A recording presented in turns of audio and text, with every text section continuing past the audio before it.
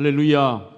복되도다 한 사람이여, 이런 제목으로 함께 말씀을 나누고자 합니다. 여러분, 세계 각국에는 꼭 이 새해가 되고 우리로 말하면 설날이 되면 특별한 음식을 먹으면서 그날을 기념하고 복을 빌기도 합니다. 예를 든다면 스페인 같은 경우는 1월 1일 자정이 되면 그때에 온 식구들이 한자리에 모이는데 속옷을 붉은색으로 입습니다. 붉은색을 입고 포도를 12알을 개인별로 먹습니다. 이유가 뭐냐면 스페인은 바로 구교 카톨릭 국가입니다. 그들이 붉은색은 예수님의 보혈과 십자가를 상징하므로 악한 사탄의 세력을 물리친다는 생각으로 자신에게 악기가 떠나가고 자기에게 절대로 찾아오지 못하도록 속옷을 이렇게 붉은색을 입습니다. 그리고 12알은 무엇이냐면 포도 역시 바로 여호와 샬롬, 기드온의 사건에 나오는 것으로, 거기에 보면은 기드온이 포도주 틀을 이렇게 그 안에서 즙을 내기 위해서 바른 장면이 나옵니다. 포도는 바로 샬롬, 평강의 상징이라고 해가지고 12달을 다 우리 삶에 평안을 주십시오, 이런 뜻으로 바로 포도알을 12알을 먹습니다. 우리나라는 명절이 되면 수많은 음식 가운데에서 특별히 떡국을 꼭 한 그릇씩 드십니다. 심지어 부모님들은 이렇게 이야기합니다. 예수님을 믿으면서도 야, 떡국을 먹어야 너가 한 살 더 먹는다라고 얘기를 합니다. 이게 어디서 나오느냐 하면 조선시대 때 열량세식이라고 하는 풍속을 적은 책에 보면 새해 설날로 꼭 떡국을 먹어라 이렇게 쓰고 있는데, 설날 가족과 함께도 떡국을 먹고 손님이 찾아오면 대접하는 음식도 떡국입니다. 어릴 때 저는 안동에서 이렇게 집안 어르신들에게 세배를 하러 가면 꼭 식사 때가 되면 떡국을 주시고 벌겋게 된 안동 식혜를 한 그릇씩 주시는 그런 기억이 남아 있습니다. 왜 떡국을 먹으라고 하느냐 하면 그것은 하얀 떡국의 떡만큼이나 새해가 되면서 몸과 마음을 깨끗하게 한다는 뜻을 가지고 있습니다. 그렇지만 실은 그것보다도 우리는 긴 가래떡을 이들은 생각하면서 오랫동안 길게 무병장수하며 그렇게 살라고 하는 축복의 의미를 가지고 있다는 거죠. 이것을 잘게 썰어서 떡국을 끓이는 이유는 그 떡국의 떡의 모양을 동그란 모양의 얇은 엽전을 상징하므로 조선시대 때는 바로 부귀영화, 그 중에서도 물질의 복이 임해라고 하는 축복이 그 속에 있다는 것이죠. 이렇게 해서 옛날 사람들은 그 떡국을 먹으면 참새병이라고 하는 이름으로 한 살을 더 먹는다라는 뜻의 이름의 음식이었습니다. 아마 오늘 가시면 또 떡국 드십니다. 그렇지만 그런 것들이 하나의 우리는 민속이고 풍습이라고 봅니다만, 사람들은 얼마나, 우리는 수많은 그 유교의 책에도 보면 사람들이 원하는 많은 복들을 써놓았습니다. 오래 사는 것, 강령한 것, 그리고 자녀들이 이름을 떨치는 것, 부귀영화를 누리는 것, 그 많은 복들을 생각을 하는데 세상 사람들의 복은 철저하게 현세적이라는 것입니다. 물질적이고 자기 중심적인데 건강과 장수와 돈과 명예와 자녀와 평안과 출세 등을 복으로 생각합니다. 그래서 사람들은 이 현세적이고 물질적인 복을 얻기 위해서는 수단과 방법을 가리지 않습니다. 심지어 그리스도인이라 하면서도 그 수단과 방법을 가리지 않고 미신을 행하면서도 이러한 복을 받기를 원합니다. 심지어 집착하는 경향도 있습니다. 하지만 물론 무조건 물질적이고 현세적인 것이 잘못된 것은 절대로 아닙니다. 그리스도인들도 이 땅에서 하나님의 은혜 가운데 수많은 사람들이 원하는 그런 복들을 누리며 산다는 것은 대단한 축복입니다. 세상의 현세 물질적인 복을 얻기 위해서 이렇게 살아가는데 그것을 무시하지는 않지만 저는 오늘 여러분들에게 그것이 전부가 아니고 이게 본질적인 것은 아니라는 말씀을 드리고 있습니다. 현세적인 수많은 복을 누리면서도 사람들은 과연 행복하냐라는 질문 앞에 나는 행복합니다라고 말하지는 않습니다. 오히려 조건은 가지지 못하고 남들이 보기에는 부족한 것이 많고 그러한 수많은 유교의 책에서 나오는 복들을 대부분이 없는 사람도 어떤 사람은 입에서 행복합니다라는 고백을 하는 분도 있습니다. 그렇다면 오늘 이 본문은 우리에게 진정한 축복이 뭐냐? 과연 우리에게 진정한 행복이 무엇인가를 말씀하고 있습니다. 여러분, 시편 1편에서 복이 있는 자는 이렇게 시작을 하니 우리의 머리에는 세속적이고 현세적인 복을 생각합니다만 엄밀한 의미에서 두 가지를 다 생각하는 것이 맞겠습니다. 번역을 굳이 한다면 복이라는 말보다는 행복이라는 단어가 더 맞겠습니다. 성경의 주석가인 칼 델리츠라는 분은 이렇게 말씀을 합니다. 참복은 하나님이 주시는 즐거움이 계속되는 가운데 범사에 하나님의 손길이 임하셔서 영과 육이 형통한 것을 진정한 복이라고 한다. 이렇게 정의하고 있습니다. 여러분, 1편이라는 것은 의미가 있겠죠. 시편 150편의 전체의 서론격이 1편인데 전체에 흐르고 있는 주제가 뭘까? 바로 사람에게 참된 복이 무엇인가? 시편 1편에 등장하는 히브리어 바로 150편 전체 중에서도 제일 첫 단어가 바로 아쉬레라고 하는 단어를 쓰고 있습니다. 이게 복에 관련된 것인데 우리 국내의 성경의 한글 번역에는 복이 있는 이라고 번역을 했습니다만 실은 이게 감탄사입니다, 여러분. 히브리어 아쉬레라는 말이 어떤 말이냐 하면은 아쉬레 하 이쉬라고 되어 있습니다. 이쉬라는 것은 이샤, 이쉬는 사람을 말할 때 쓰는 말입니다. 하라는 것은 여기에서 하나를 의미하기도 하고 어떠하다라고 할 때 하라는 말을 쓰는데 이러한 사람은 그 다음에 감탄사입니다. 아쉬레. 와, 행복하구나. 야, 복이 있구나. 이게 아쉬레입니다. 전체 시편의 제일 처음 시작하는 단어가 이야, 행복하구나. 이러한 사람은 이것으로 말을 시작하는 것입니다. 아쉬레는 우리가 생각하는 그저 건강하고 오래 살고 자식 잘 되고 돈 많이 벌고 이 땅에서 명예를 얻는 그러한 단순한 복을 의미하는 것은 분명히 아닙니다. 그러면 어떤 의미냐? 어떤 조건 하에서도 흔들리지 않는 행복한 사람, 그 사람을 표현한데 이야, 너 정말 행복해 보이는구나, 너 정말 행복하구나, 이때가 아쉬레라는 것이죠. 여러분, 시편 기자가 여기서 과연 진정 행복한 사람이 누구이냐라는 그 질문을 던지는 답이 뭐냐면 구체적으로 소개하는 것이 행복한 사람은 소극적으로는 이러한 것을 하지 않는 사람, 적극적으로는 반대로 이러한 일을 하는 사람을 행복한 사람이라고 말하고 있습니다. 저는 여러분들에게 이렇게 질문을 드리고 싶습니다. 여러분들은 행복하십니까? 저희 교회는 이런 인사를 합니다. 여러분들 오늘 어떻습니까? 인사하면 한번 대답해 보시죠. 여러분들 오늘 어떻습니까? 일부보다 좀 약합니다. 좋습니다. 좋습니다. 좋습니다. 좋습니다. 뭐 이런 거 있잖아요. 우리 제가 마지막 대지에 설명합니다만 이 말이라는 것이 굉장히 중요합니다. 행복하다고 말을 하면은 행복하긴 한 거예요. 그러면 적극적인 면에 소속이 되는데 본문은 이러한 사람, 즉 소극적으로는 하나님이 원하시는 그런 길들이 아닌 것을 하지 않으며 하나님이 원하시는 일을 하는 사람을 3절에는 이런 복이 임한다고 말씀합니다. 그는 시냇가에 심은 나무가 철을 따라 열매를 맺으며 그 잎사귀가 마르지 아니함 같으니 그가 하는 모든 일이, 여러분들이 좋아하시는 단어 아닙니까? 다 형통하리로다. 이렇게 우리를 향하여 행복한 사람의 받을 복까지도 이야기를 합니다. 그렇다면 시대를 초월하여 진정으로 행복한 사람은 누구일까요?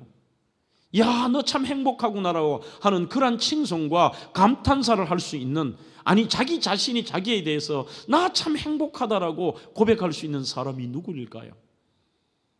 그런 사람의 특징은 첫 번째는 오늘 본문에 행복한 사람은 하나님과 상관없는 길, 하나님과 상관없는 사람과 그곳에서 멀리 떠나 있는 사람을 행복한 사람이라고 말씀하고 있습니다. 1절 말씀입니다. 복 있는 사람은 악인들의 꾀를 따르지 아니하며 죄인들의 길에 서지 아니하며 오만한 자들의 자리에 앉지 아니한다고 말씀하고 있습니다. 공동번역 성경에는 악을 꾸미는 자리에 가지 말라는 뜻입니다. 그러나 그것보다는 저는 히브리 원문을 가지고 오늘 해석을 하고 싶습니다. 여기 나오는 문제 있는 세 부류의 사람을 악인, 죄인, 오만한 자, 세 가지를 들고 있습니다. 그러한 사람과의 자리에서 멀리하라. 그리고 그 사람들이 가는 길에서 멀리하라는 것입니다. 악인이라는 히브리 레샤임이라는 말은 우리가 생각하는 성품이 악하고 성문법적으로 무슨 죄를 지어 감옥에 있는 이런 사람들, 나쁜 사람을 뜻하는 단어가 아닙니다. 그러면 도대체 본문에서 말하는 악인이라는 게 무엇을 악인이라고 할까요? 크라우스라고 하는 주석가는 이렇게 말합니다. 악인은 시편 14편의 말씀처럼 하나님이 없다고 하는 사상과 그리고 그렇게 하나님을 두려워하지 않고 행동하는 사람을 악인이라고 합니다. 어떤 사람은 자기가 심각한 세상적인 죄를 짓지 않은 것처럼 보이지만 철저하게 하나님이 없습니다. 자기밖에 없습니다. 하나님을 두려워하지도 않습니다. 그리고 그 삶을 보면 전혀 하나님과 관련되고 하나님을 의식하는 행동이 보이지를 않는 이러한 사람을 바로 레샤임이라고 부릅니다. 재미있는 것은 그 레샤임이라는 원래 뜻 그대로 해석하면은 이런 뜻입니다. 레샤임, 뭐가 없다는 뜻입니다. 악인이 무엇이 없느냐? 표준이 없다는 뜻입니다. 그게 악인입니다. 기준이 없다는 것입니다. 스탠다드, 우리가 흔히 말하는 그 기준이 되는 게 없이 살아가는, 우리가 사사기에서도 했듯이 자기의 그냥 생각대로 살고 하나님이라는, 하나님이 말씀하신 과 하나님의 뜻에 대한 그 스탠다드가 없는 사람을 악인이라고 하는 거죠. 죄인이라는 히브리 하탐이라는 말도 여기도 역시 없다는 뜻입니다. 무엇이 없느냐? 목표가 없는 사람을 죄인이라고 합니다. 하나님이 없으니 하나님이 생각하는 삶의 목표가 없는 것입니다.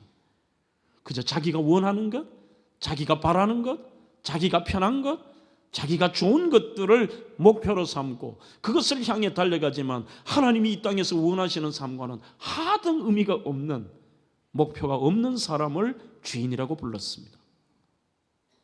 그렇다면 오만한 자는 무엇일까? 히브리어 레심이라는 말은 조롱이라는 뜻을 가지고 있습니다. 조롱당하는 사람.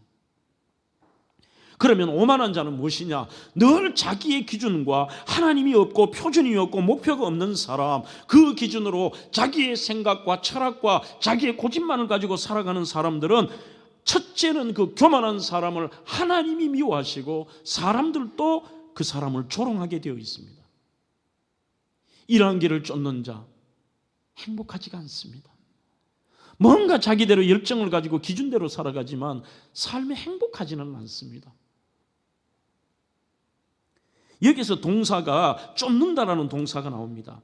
그게 더 정확한 의미는 영어 성경에는 walk, 걷는다는 것입니다. 사람들은 그 방향을 향하여 하나님의 기준도 없이 목표도 없이 자기의 그냥 가는 대로 자기 기준대로 그 길을 걷는 사람은 어느 순간 서게 되고 그 서다 보면 마지막으로 주저앉게 됩니다. 주저앉는다는 것은 이 죄의 묘사에 나옵니다. 죄의 길에 서지 아니하며 오만한 자리에 앉지 말라는 말은 결국은 그 길들을 가다 보면 자기가 그 오만한 자리에 앉게 된다는 것이죠. 한마디로 복 있는 사람은 하나님과 상관없는 길에서 멀리 떠나 하나님을 가까이 하는 삶을 사는 것입니다.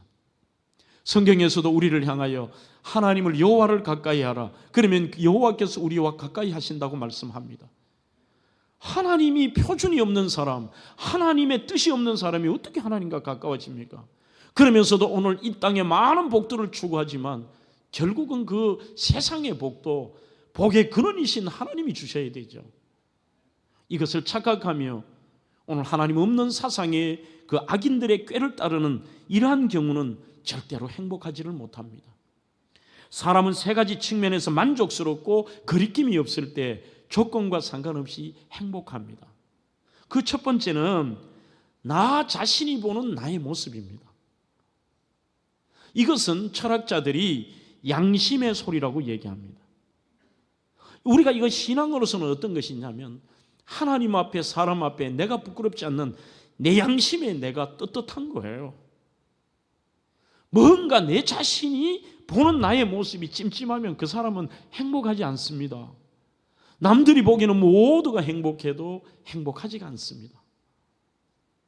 두 번째도 중요합니다. 다른 사람이 보는 나의 모습입니다. 자신의 기준으로 나만 뭐 이상 없으면 되지 뭐, 나는 내 기준으로 나는 떳떳하게 살아, 얼마나 잘났는지 모릅니다. 그런데 남들은 그렇게 보지 않습니다. 참 교만해, 저 사람 왜 저래? 그 인생은 행복하지 않습니다. 가장 세 번 중요한 것이 뭐냐? 하나님께서 보시는 내 모습. 이게 가장 중요합니다.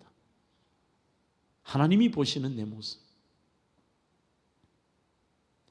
그 어떤 경우에도 이 하나님이 보시는 내 모습이라는 뜻 자체는 빌 하이벨스는 아무도 볼 수 없는 장소와 아무도 볼 수 없는 환경에서도 하나님은 보고 계시잖아요. 그 어떤 자리에도 하나님이 보고 계신다라는 생각으로 하나님께서 보시는 내 모습을 그곳에서 만족하고 거리낌이 없으면 그때 행복합니다. 제가 종종 부끄러운 제 얘기 가운데서 미국의 유학 그 졸업한 얘기를 한 번씩 드렸습니다. 이번 주도 이 설교를 하면서 제 자신에게 하는 설교라고 그랬습니다. 그러니 그 당시의 생각이 어제 일처럼 떠오릅니다. 30대 초중반에서 정말 가난한 유학생이 미친 듯이 살았습니다. 교회 일과 살려고 아르바이트도 하고 제일 중요한 학교 공부도 하면서 그렇게 살아가서 정말 시간 매 학기마다 하나님의 기적과 은혜 가운데 그 학기를 연장하면서 참 희한하더라고요. 또 이제 여기서 마쳐야 되지 싶으면 또 하나님이 등록하게 하시고 어떤 기적 같은 방법으로 등록하고 이제 마지막 드디어 모든 코스웍을 마치고 캔디데이트이 되었습니다. 졸업 시험인데 제가 했던 학위가 그 미국의 종교 수업을 할 수 있는 교사 자격증도 나와요. 오럴 테스트도 해야 되고 그 다음에 실기 시험도 쳐야 됩니다. 논문도 써야 됩니다. 시험을 치는데 한참 그때 이 교회 일들을 하고 일을 하면서 공부를 뭐 열심히 한다 해도 밤새도록 해도 실력이 안 되는 거예요. 실력이 안 되니까 뭐 그저 최선을 다해 보지만요. 마지막 졸업시험을 치러 가니까 학생 한 사람 한 사람을 전부 개인 방에 집어넣어요. 집어넣더니만 밖에서 문을 걸어요. 시험을 다 치면 노크를 하랍니다. 노크를 하면 내보내줘요. 잠깐 또 쉬고 그 다음 과목 시험지를 또 줘요. 이런 시간을 보내는데 하루에 6개 과목의 시험을 쳐야 됩니다. 6개 과목의 시험을 치는데 오전에 3과목, 오후에 3과목을 쳤습니다.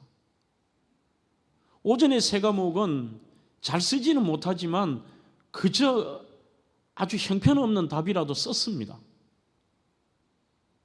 점심때가 되고 이제 오후 시험 3과목을 치는데 오후 첫 과목부터 모르겠어요. 미국인들은 맨날 이 아이들은 백인들이 그래요. 마치고 나면 난 그 소리가 매일 상처가 됐어. 너는 야 이번에 그 3번 그 답이 뭐지? 이거 아닐까? 저거 아닐까? 그래요. 이렇게 써야 되지 않을까 하는데 나는 뒤에서 야 이 자식들아 너희들은 답을 모르겠더나 나는 문제를 모르겠더라 하고 뭐 이랬어. 그날 또 보니까 진짜 문제도 모르겠어요. 문제를 반 페이지 내놨는데 문제를 모르겠더라고. 뭐 대충 뜻을 알겠는데 정확하게 모르는데 답은 더 모르겠더라고요. 과목이 이 조직신학 과목을 한 과목을 치는데 도저히 모르겠어요. 그런데 옆에 보니까 제가 들고 간 가방이 있어요. 여기 안에 책과 자료가 다 들어있습니다. 부끄러운 얘기입니다. CCTV가 있나 봤어요. CCTV가 없었습니다. 천만다행히 저는 그것 때문에 오늘 이 얘기를 할 수 있는 거예요. 그래도 만약에 그때 제가 봤더라면 지금도 행복하지 못했을 것 같습니다. 늘 왜? 사람들은 뭐고 여러분들도 제가 얘기하니까 아는 거 아니에요?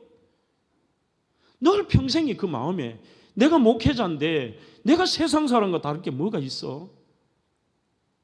그런데 그 잠시 잠깐 CCTV 본 것도 좀 회개가 되고요. 그래 졸업 못하면 못하지 뭘 뭐 어떻게 할 거야? 그렇다고 비우지는 못했습니다. 그 과목 시간에 제가 수업 때 배웠던 게 문제가 뭐든지 난 내대로 그냥 답을 썼어요. 다음 시간 되니까 또 모르더라고요. 그 과목도 그냥 내 아는 대로 수업 때 들었던 거 그냥 썼어요. 나오면서 고개가 숙여지면서 패스 안 되겠네. 그런데 패스했어요. 성적을 묻지 마세요. 아마 비참한 성적일 것 같아요. 뭐 그러나 뭐 성적이 중요한 게 아니라 졸업하면 됐지 뭐 그죠? 왜 제가 이 유치한 얘기를 드리냐 하면 우리는 하나님을 의식한다고 하는 것이 굉장히 딱딱하고 경직될 뿐만이 아니라 이것이 내 삶이 구속받고 옥죄인다는 생각을 가지고 있습니다. 행복과는 상관없는 단어라고 생각하는데 시간이 가면 갈수록 그분을 의식하고 살아가면 당당함이 있습니다. 그분을 의식하고 살아가면 그 속에 알지 못하는 놀라운 행복이 있다는 거예요. 사랑하는 성도 여러분, 빌 하이벨스의 아무도 보는 이 없을 때 당신은 누구인가라고 하는 책에 보시면 이 책에도 동일한 말을 합니다. 즐거움을 유보하는 것은 삶의 고통과 기쁨을 적절히 배열하는 과정입니다. 그 삶의 고통을 먼저 접하고 극복함으로써 나중에 기쁨이 배가 되도록 하는 것입니다. 그러니 잠시 잠깐은 제 입장에서도 그날 당장 통과하고 나 졸업했어라고 하지만 시간이 가면 갈수록 어찌 보면 잠시 잠깐의 통과 한 학기 늦을 수도 있겠지요. 그것을 우리가 어찌 보면 그때의 그 순간에 잠시의 행복과 영광스러운 걸 찾다가 영원히 거기에 대한 기쁨을 잃어버릴 수도 있다는 거예요. 오히려 잠시 잠깐에 우리가 하나의 표준 없는 인생이 아니라 스탠다드 대신 하나님이 원치 않는다면 우리가 그분의 뜻대로 그 기준을 따라 살다가 보면 지금은 비록 어렵습니다. 지금은 비록 뭔가 손해보는 것 같습니다. 그러나 나중에 더 큰 행복을 누린다는 것, 그게 여러분들 행복이에요. 그게 우리의 신앙입니다. 구약 성경 창세기 39장 9절을 보십시오. 그의 잠시 잠깐의 요셉의 행복은 아무도 없습니다. 미래가 없습니다. 그래서 스카파기라 백이라고 하는 정신의학자이자 베스트셀러 작가는 모든 성경의 인물들 중에 정신병이 되기 1번이 누구냐? 요셉이래요. 어릴 때에 아버지는 자기를 사랑한다고 하지만 편애를 받으니까 형들의 미움을 받습니다. 형들이 동생을 죽이려고 하는 어릴 때 죽음의 고통을 겪습니다. 여기에서 먼 나라의 종으로 끌려갑니다. 노예 생활 속에 미래가 없습니다. 이러한 사람에게 권력자라고 하고 지금 잠시 잠깐의 기쁨을 줄 수 있는 한 여인이 나타납니다. 이 여인이 성경에 보면은 히브리어 성경에는 반복용법입니다. 한 번만 와서 요셉을 유혹한 게 아닙니다. 눈짓을 하다가 동침하자 하며라는 것이 반복적 용법입니다. 매일 와서 얘기합니다. 너도 혼자다. 너 외롭지? 나도 혼자야. 그리고 네가 지금 여기서 이렇게 해봤자 누가 알아주나? 우리 가정에 총무 맡아서 열심히 일한다고 누가 알아줘? 네가 그렇다고 다시 여기서 풀려 이집트인이 되는 것도 아니잖아. 그저 네 하루하루 기쁘게 지내고 내가 너의 배경이 돼주마. 그리고 우리가 육체적인 쾌락도 누리면서 내가 너 배경 되어주고 기쁨이 되어줄 테니까 동침하자는 거예요. 그때에 그는 이렇게 얘기합니다. 그런즉 내가 어찌 이 큰 악을 행하여 하나님께 득죄하리이까? 예, 당신의 말도 맞고 설사 인간적인 도리를 버릴지라도 하나님이 보시기에 하나님이 알고 계신다는 것입니다. 이 악인들은 영원히 형통할 것처럼 보이지만 본문에서 악인들의 특징을 바람에 나는 겨라고 표현합니다. 하나님이 한번 불면 끝나는 거죠. 이러한 우리가 하나님의 표준에서 멀어진 것들, 죄를 오히려 우리가 그 멀어진 것들에서 하나님께로 가까이 와야 됩니다. 죄를 멀리할수록 하나님이 가까워집니다. 죄인의 길에 서지 아니한다는 말은 삶의 방향이 죄인들과 같지 않다는 것입니다. 인간은 언제나 두 길의 분기점에 놓여 있습니다. 생명의 길이냐 사망의 길이냐, 복의 길이냐 저주의 길이냐. 신명기 30장 15절에도 보라 내가 오늘날 생명과 복과 사망과 화를 너의 앞에 두었다고 되어 있습니다. 그것을 우리가 무엇을 잡느냐? 우리는 하나님의 표준을 잡죠. 절대로 하나님이 없다고 하는 사상과 그러한 행동과 오늘 그러한 말들 속에서 우리가 멀리하는 사람이 행복하다라고 본문은 말씀하고 있습니다. 우리가 많이 부르는 찬양 가운데서도 저희들이 가야 될 길은 좁은 길입니다. 좁은 이 길 진리의 길 주님 가신 그의 길. 힘이 들죠. 힘이 들고 어려워도 모순인 것 같습니다. 그 다음에 이렇게 찬양합니다. 찬송하며 갑니다. 할렐루야. 주님, 기쁨으로. 이 사람들은 지금 이 힘이 들고 어려운 좁은 길을 가는데도 하나님의 표준에 맞는 길을 가기 때문에 이 사람은 남들이 느끼지 못하는 행복을 느끼는 것입니다. 오늘 이 시대는 유혹과 죄의 길이 너무나도 많습니다. 돈과 명예와 지위와 관련된 유혹, 쾌락과 편안함의 유혹, 수없이 반복되고 우리의 영혼을 공격합니다. 이것이 우리를 행복하게 할 것이라고 착각하고 있습니다. 그러나 아닙니다. 하나님을 가까워하고 그분의 표준을 그분이 정해 주신 표준을 정하며 내 표준으로 삼고 가는 사람, 하나님을 의식하며 살아가며 그 죄악에서 멀리 떠나 있는 사람에게 하나님이 이렇게 말씀합니다. 너가 복이 있다. 희한하게도 창세기 39장의 이 요셉의 사건은 자기 인생의 중에서도 가장 밑바닥을 쳤던 때입니다. 자기는 신앙을 지켰는데도 모함을 받습니다. 왕의 제수가 갇히는 처절한 감옥에 갇힙니다. 그것도 하루에 풀려나는 것도 아닙니다. 수년에 걸쳐서 그곳에서 생활을 하는데 하나님께서 우리는 창세기 37장 8장 특별히 38장 우리가 유다의 사건을 지나가고 난 다음에 바로 이 요셉의 사건에서 뭐라고 얘기하느냐? 요셉은 형통한 자라. 무엇이 형통합니까? 억울한 누명을 쓰는 게 형통한 자입니까? 감옥에 가는 것이 형통한 자입니까? 하나님의 기준에, 하나님 보시기에 오늘 설교의 제목처럼 네가 복 있다, 네가 복 있다.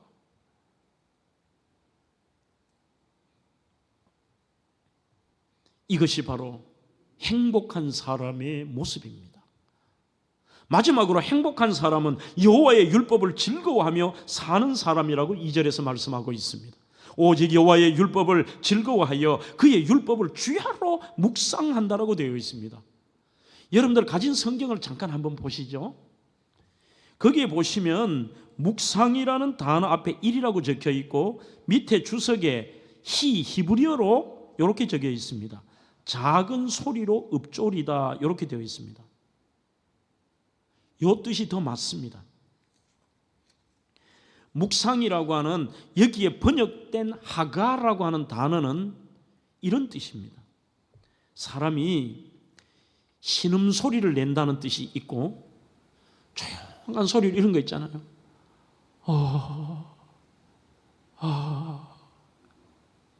이게 하가예요. 그것을 다 풀 수 없기 때문에 한글 성경에는 묵상이라는 단어, 조용하게 이렇게 눈을 감고 생각하는 것으로 오해할 만합니다. 이런 것입니다. 밤낮으로 어떤 경우에도 깊이 그 삶 속에 강력하게 말씀대로 살고자 하는 의지를 가지고 그것을 입으로 결단하는 거예요. 이래서는 안 되지. 아, 그렇구나. 해보자. 포기하지 말자. 힘을 내보자.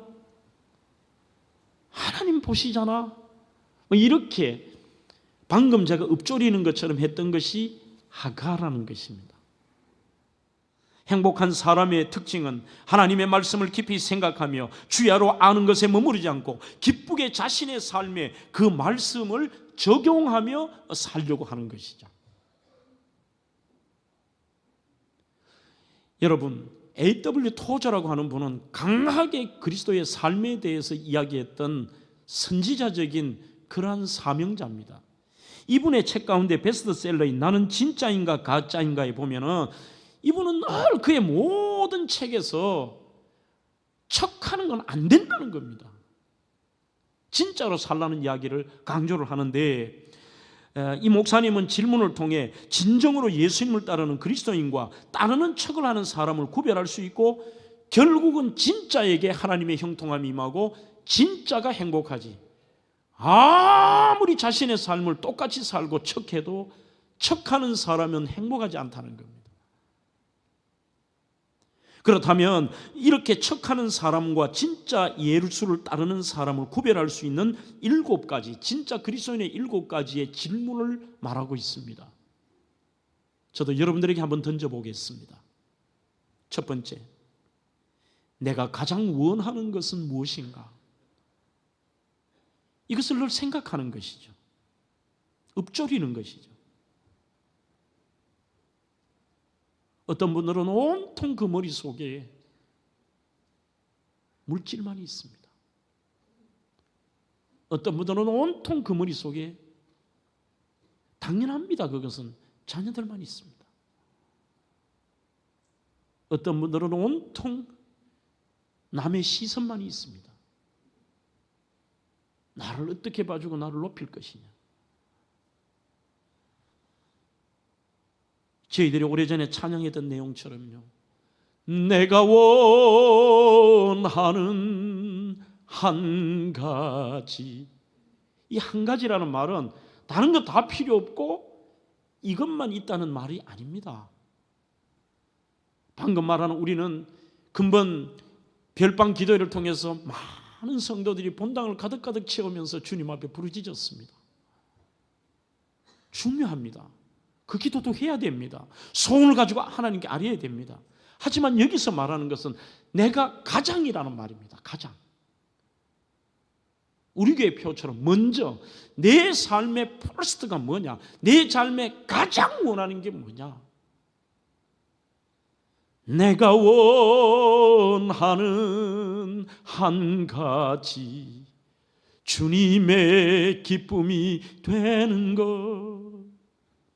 내가 원하는 한 가지, 주님의 기쁨이 되는 것. 그 한 가지, 이게 첫 번째라는 것이죠. 어떻게 하면 주님이 기뻐하실까? 이 상황에서 어떤 결정을 하는 게 주님이 원하실까? 그게 진짜입니다. 희한하게도 그분이 행복합니다. 두 번째는 내가 가장 많이 생각하는 것은 무엇이냐? 셋째는 나는 내 돈을 어떻게 쓰는가? 넷째, 나는 여가를 어떻게 보내는가? 나에게 빈 시간이 있다면 그 시간을 어떻게 쓰느냐를 보면 진짜냐 가짜냐를 알 수가 있습니다. 다섯째, 나는 어떤 사람들과 어울리는가? 여섯째, 나는 누구를 존경하고 어떤 것에 열광하는가? 마지막 일곱째, 나는 무엇을 보고 즐거워하는가? 오늘 이 7가지의 질문을 여러분들이 그것으로 통해서 이 질문의 답을 내리신다면요, 거기에 진짜가 있습니다. 분명한 것은 이 질문 앞에 하나님의 표준을 가지고 하나님의 기쁨이 되기 위해서 여기에 답을 다시는 분이 그게 먼저라면 거기에 행복이 있다는 사실이죠. 여러분, 본문에 행복한 사람이라고 하는 것과 동일시되는 이것을 문학에서는 의인화라고 하죠. 그 사람을 무엇으로 표현하고 있느냐면 시냇가에 심은 나무라고 표현합니다. 시냇가에 심은 나무. 시냇가에 심은 나무는 열매가 있습니다. 싱싱합니다. 형통합니다. 놀랍게 그 삶이 푸르고 청초하고 능력 있고 정말 대단한 거죠. 율법을 즐거워하고 그 율법을 주야로 묵상한다는 것은 율법을 주시고 복을 주시는 하나님을 사랑한다는 겁니다. 하나님의 법을 사랑한다는 말이 아니라 궁극적으로 꼭 기억하십시오. 이래라 저래라는 율법을 사랑하는 게 아니라 우리에게 표준을 주시는 주인 되신 하나님을 사랑한다는 것입니다. 하나님 사랑하는 것. 복받는 자리에 있으라는 신승훈의 책에 보면 이 하나님을 사랑하는 4가지의 증거를 이렇게 얘기합니다. 하나님을 사랑하면 하나님과 같이 있고 싶어진다는 것입니다. 하나님은 인격을 가지신 분입니다. 그래서 우리가 사람을 사랑하듯 하나님을 사랑하면 됩니다. 사랑하면 시간이 얼마나 빨리 가는지요. 예배 시간도 빨리 갑니다. 기도의 시간도 빨리 갑니다. 같이 있고 싶어진다는 것입니다. 하나님 사랑하는 사람의 특징은 그 얼굴에서 행복합니다. 두 번째는 하나님에게 사랑을 고백합니다. 요즘 저는 이 말씀이 참 많이 꼽힙니다. 말이라는 거예요. 말. 정말 말이 중요한구나. 왜 하나님께서 다윗을 향하여 내 마음에 합하다고 말씀하셨을까? 시편의 3분의 1을 기록한 다윗이 모든 게 다윗의 하나님에 대한 사랑의 고백입니다. 사랑의 세레나데입니다. 가장 클라이막스가 저는 시편 23편, 시편 18편 이런 것들입니다. 여호와는 나의 목자시니 내게 부족함이 없습니다. 하나님께 그렇게 고백하는데 이것이 원문에는 이런 뜻입니다. 하나님이 나의 목자가 되어 주셨습니다. 그러므로 나는 더 이상 원하는 게 없습니다. 여러분들 사랑의 세레나데 아니에요? 여러분들이 남과 여가 사랑할 때 나는 당신만 있으면 돼. 나는 당신만 있으면 더 이상 원하는 게 없어. 아니에요. 이 최고의 고백 아닙니까? 그게 다윗의 고백입니다. 그가 나를 푸른 초장에 누이시며 쉴만한 물가로 인도하시는도다. 내가 사망의 음침한 골짜기로 다닐지라도 해를 두려워하지 않을 것은 제일 중요한 고백 중에 하나죠. 그분이 나와 함께 함이라. 그분이 나와 함께 하십니다. 그분은 원수의 목전에서 내게 상을 차려주셨고 그분의 사랑은 영원하다고 고백하고 시편 18편에도 나에게 힘이 되신 여호와여 내가 주님을 사랑합니다. 막 고백해요. 하나님이 다윗을 예뻐할 수밖에 없습니다. 주님은 나의 반석이십니다. 나의 요새이십니다. 내가 피할 바위이십니다. 여러분들 오늘 안에 그렇게 한번 우리 바꿔보자고요. 하나님 앞에 많은 고백을 드리는 거죠. 주님 사랑해요. 주님 감사해요. 주님 괜찮습니다. 주님 견딜만 합니다. 주님 참 좋습니다. 주님 행복합니다. 주님 때문에 주님이 나와 함께 하심으로 제가 힘을 얻습니다. 고백을 하는 것이죠. 여러분, 고백이라는 것은 자신의 신앙입니다. 내 마음으로 그분에 대한 확고한 이 믿음이 입으로 나와서 선포하는 것입니다. 가장 이 고백을 못하는 게 대한민국 아닙니까? 말을 해야 아냐고 얘기해요. 말을 해야 합니다. 주님을 사랑한다고. 내가 주님을 사랑하지만 사랑한다고 고백할 때 그 사랑이 열매가 맺어지고 놀라운 역사가 일어나는 것입니다. 3년, 5년, 10년이 돼도 사랑의 고백도 한번 하지 않고 프로포즈 않으면은요, 그 사랑은 열매를 맺을 수가 없죠. 특별히 우리가 하나님 앞에 원래 여러분들이 많이 고백하실 때에 확신하게 될 겁니다. 행복하다고. 세 번째는 하나님을 기쁘시게 합니다. 또한 하나님을 사랑하면 한눈 팔지 않습니다. 하나님만을 사랑합니다. 이것이 바로 율법을 주야로 묵상하는 특징인 것이죠. 유교 경전인 서경 주서홍범 편이라고 하는 것에 보면은 사람들은 오래 사는 것과 그리고 이 땅에서 복된 삶을 사는 것과 강령하는 것과 또 유호덕이라는 것이 있죠. 덕을 좋아하고 행하는 것과 고종명, 천명을 다하고 죽는 것들, 뭐 이런 것들을 얘기합니다. 통속편에도 수, 부, 귀, 강령, 자손, 증다 이런 것을 얘기합니다.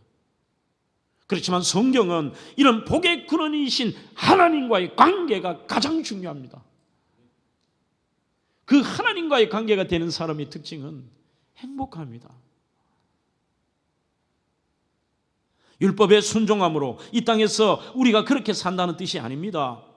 그렇다면 오늘 본문이 인간적인 복과는 아무 상관이 없느냐? 아닙니다.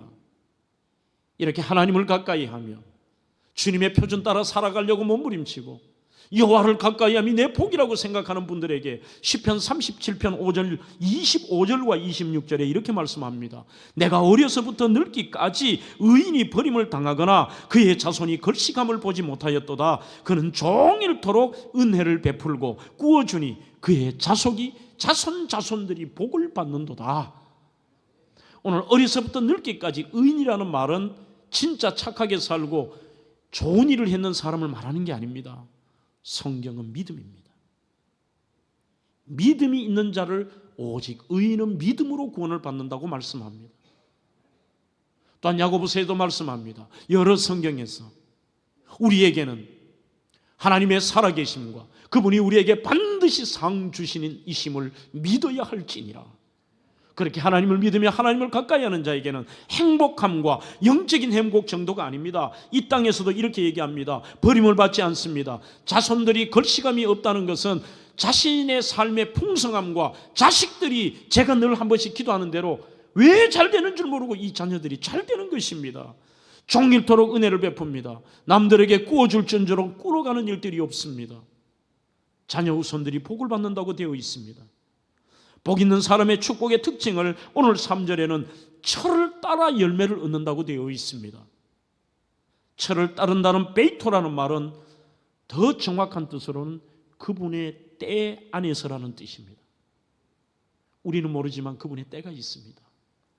하나님의 때가 되면 상상할 수 없는 열매를 맺게 하시고 우리가 생각하는 것보다 더 크고 놀라운 것으로 우리의 삶에 시냇가에 심은 나무처럼 저희들에게 푸르고 청초하고 이게 이 정도에서 머무는 게 아니라 열매를 맺으며 형통한 길을 주시는 분이 바로 하나님이십니다. 사랑하는 성도 여러분, 그분의 때가 있습니다.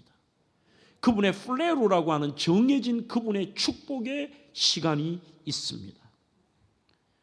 우리 여러분들은 근본 이 설날을 맞이하여 저는 그렇게 인사하고 싶습니다. 여러분들 새해 행복하십시오. 그리고 늘 미래의 행복을 위해서 쫓는 어리석음이 아니라 오늘 하나님의 그 표준과 주님의 그 뜻이 아닌 것은 멀리하며 하나님을 가까이 하고 주야로 그 주님을 사랑할 때에 지금 여러분들의 삶이 행복하시기를, 그리고 행복하다고 고백하는 우리 대명의 모든 성도들이 되기를 주의 이름으로 축원합니다.